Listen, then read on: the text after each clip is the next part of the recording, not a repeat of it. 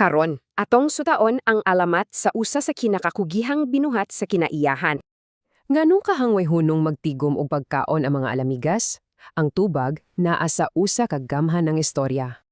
So, ang atong istorya nasugod sa usa ka pamilya nga modelo kaayo sa kakugi. Sukad pagsidlak sa adlaw, magtinabangayan na sila. Tungod ana, mauswagon kaayo ilang kinabuhi. Maunang ang mga katigulangan mo ingon sunduga sila para mo asenso sab mo.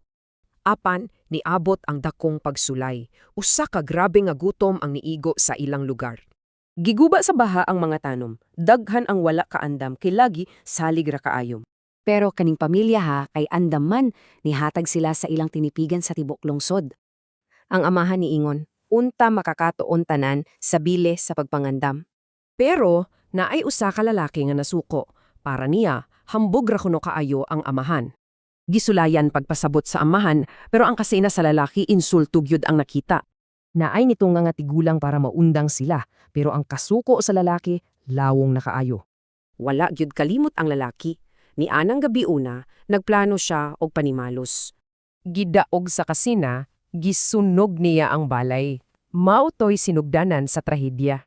Wala gyoy naluwas sa pamilya, nagbangotan ng tibok lungsod sa ilang pagkawala. Pero gikan sa abo sa trahedya, naay bag-o og katingilahang butang nga hapit na mugawas. Paglabay sa pipila ka bulan, duha ka tigulangang nibalik sa nasunugang balay, og naay nakita.